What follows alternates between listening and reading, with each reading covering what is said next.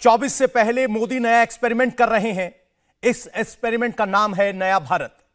इस नए एक्सपेरिमेंट में 18 से 29 साल के युवा सेंटीमेंट को देखा जाएगा कि यूथ किस रास्ते पर चलता है। क्या देश का यूथ मोदी से रूठ गया है या 2014 और 19 के बाद 24 में फिर से मोदी को रिकॉर्ड जीत दिलाने की तैयारी कर रहा है। राहुल के जाति और बेरोजगारी वाले दांव में युवा फंसेगा या फिर एक बार फिर कांग्रेस को किनारे करेगा। आइए जानते हैं इस रिपोर्ट में।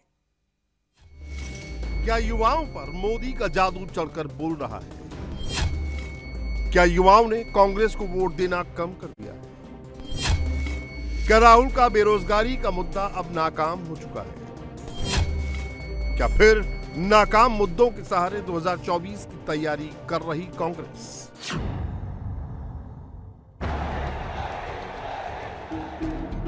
मोदी बूथ युवा सबसे मजबूत।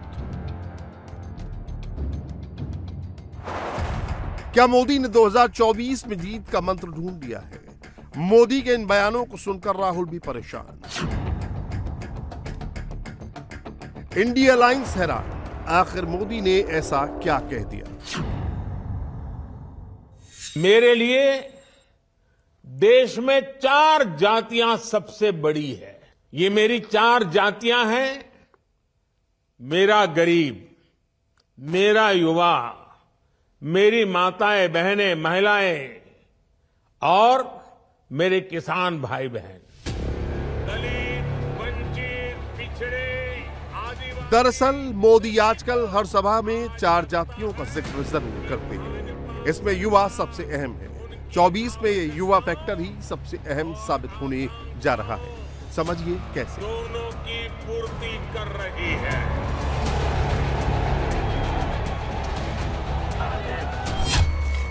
एसबीआई की एक रिपोर्ट के मुताबिक 2024 के चुनाव में project total voter turnout 68 crore रह सकता है। इन 68 करोड़ वोटर्स में से 49% यानी 33 करोड़ महिलाएं होंगी। रही बात युवाओं की, तो 2019 के चुनाव में 8 करोड़ फर्स्ट टाइम वोटर्स थे और अंदाजा लगाया जा रहा है कि 2024 में फर्स्ट टाइम यंग वोटर्स की संख्या 15 करोड़ से ज्यादा हो सकती है।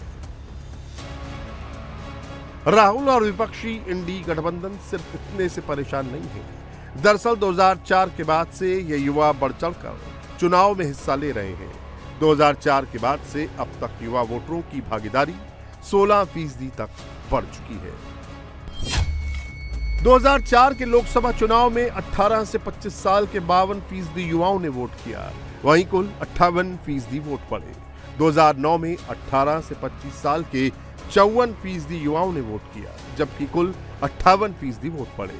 2014 में 18 से 25 साल के 68% युवाओं ने वोट किया, वहीं कुल 66% वोट पड़े। यानी ये संख्या कुल वोट पड़े से भी ज्यादा थी। 2019 में 18 से 25 साल के 67% युवाओं ने वोट किया, वहीं कुल 67% वोट पड़े। देखा जाए तो इसी वजह से कांग्रेस नेता राहुल गांधी हर वक्त नौजवान और बेरोजगारी का राग अलापते रहते हैं। उन्होंने 13 दिसंबर को संसद में सुरक्षा चूक मामले को भी इसी से जोड़ दिया।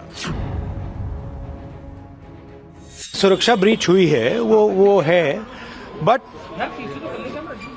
क्यों हुई? जो देश में सबसे बड़ा मुद्दा है, बेरोजगारी का मुद्दा, जो पूरे देश में उबल रहा है, मोदी जी की पॉलिसीज के कारण हिंदुस्तान के युवाओं को रोजगार नहीं मिल रहा है। तो ब्रीच जरूर हुई है, बट इसके पीछे कारण बेरोजगारी है और महंगाई है। लेकिन क्या राहुल की बात जनता यानी इन नौजवानों तक पहुंच ही नहीं पा रही है, या जो ये नौजवान चाहते हैं राहुल उसे समझ नहीं पा रहे हैं?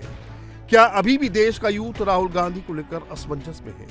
लोकसभा चुनाव के आंकड़े तो यही कहते हैं, आप खुद ही देख लीजिए। CSDS के पोस्ट पोल सर्वे के मुताबिक 1999 में 27% युवाओं ने कांग्रेस को, वहीं 26% युवाओं ने बीजेपी को वोट दिया था। 2004 में 27% युवाओं ने कांग्रेस को, तो वहीं 23% ने बीजेपी को वोट दिया। 2009 में 28% युवाओं ने कांग्रेस को, जबकि 20% ने बीजेपी को वोट दिया। 2014 में कांग्रेस के प्रति युवाओं का क्रेज कम हो गया और उसे सिर्फ 19% वोट मिले। वहीं मोदी के प्रति दीवानगी सर चढ़कर बोली और बीजेपी को 34% युवाओं ने वोट दिया। मोदी ने ये वोट ऐसे ही हासिल नहीं कर लिए हैं। सालों की मेहनत के बाद उन्होंने युवाओं के बीच अपनी विश्वसनीयता बनाई, उनको भरोसे में लिया है। इसका जिक्र वो अपने भाषणों में भी करते हैं। मेरे परिवारजनों, आने वाले 25 साल हमारी युवा शक्ति के लिए बहुत बड़ा अवसर लेकर आ रहे हैं। भारत का युवा किसी भी क्षेत्र में, किसी भी समाज में पैदा हुआ हो, उसके सपने असीम है। इन सपनों को पूरा करने के लिए सरकार के पास स्पष्ट रोड मैप है, स्पष्ट विजन है, स्पष्ट नीति है, नियत में कोई खोट नहीं है। 2014 में 36% फर्स्ट टाइम वोटर्स ने बीजेपी को वोट दिया था। 2019 में यह आंकड़ा 5% बढ़कर 41% हो गया। 18 से 22 साल के 51% यंग वोटर्स और 23 से 25 साल के 51% वोटर्स ने 19 में मोदी के नाम पर वोट दिया था। इसी तरह 2014 में 29% महिलाओं ने मोदी की पार्टी को चुना था। तो 2019 में यह आंकड़ा 7% बढ़कर 36% हो गया। इन आंकड़ों से ये तो पूरी तरह साफ है कि 2019 में युवाओं के बीच राहुल को लेकर नहीं, सबसे ज्यादा क्रेज मोदी को लेकर था। वहीं राहुल जो लगातार ओबीसी राग अलाप रहे हैं और जातिगत जनगणना का मुद्दा उठा रहे हैं, ये ऐसे ही एकाएक दिमाग में नहीं आ रहा है। ये ओबीसी समुदाय में मोदी की पॉपुलैरिटी का नतीजा है, क्योंकि समुदाय के युवाओं ने भी मोदी को झोला भर वोट दिया है। यानी मोदी का सबका साथ सबका विकास का नारा हिट है।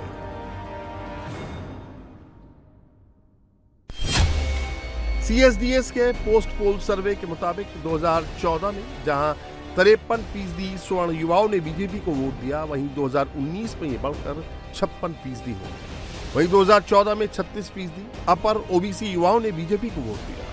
2019 में यह बढ़कर 45% हो गया। 2014 में 44% लोअर ओबीसी युवाओं ने बीजेपी को वोट दिया। 2019 में यह बढ़कर 58% हो गया। 2014 में जहां 28% दलित युवाओं ने बीजेपी को वोट दिया, 2019 में यह बढ़कर 35% हो गया। 2014 में 37% आदिवासी युवाओं ने बीजेपी को वोट किया। 2019 में यह बढ़कर 46% हो गया। एक और जहां मोदी का स्पष्ट विजन है, वहीं देश की सबसे पुरानी पार्टी कांग्रेस अभी भी असमंजस में है। वो समझ नहीं पा रही है कि उसकी विचारधारा क्या है। देखा जाए तो पिछले 10 सालों में वो अपना मूल रूप ही खो चुकी है।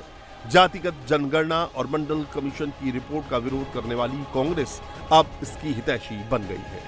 एक और राहुल गांधी जहां सॉफ्ट हिंदुत्व की राह पकड़कर काफी तेज गति से चलते हैं, तो कभी सनातन के अपमान पर चुप्पी साध लेते हैं। यही वजह है कि वो हर समुदाय के युवाओं के बीच अपनी पहचान खो रही है। वहीं मोदी को सिर्फ सभी समुदाय के युवाओं का ही नहीं, बल्कि गांवों, कस्बों और शहरों के युवाओं ने भी भरपूर प्यार दिया। यही नहीं, मोदी को सिर्फ सभी समुदाय के युवाओं का ही नहीं, बल्कि गांवों, कस्बों और शहरों के युवाओं ने भी भरपूर प्यार दिया।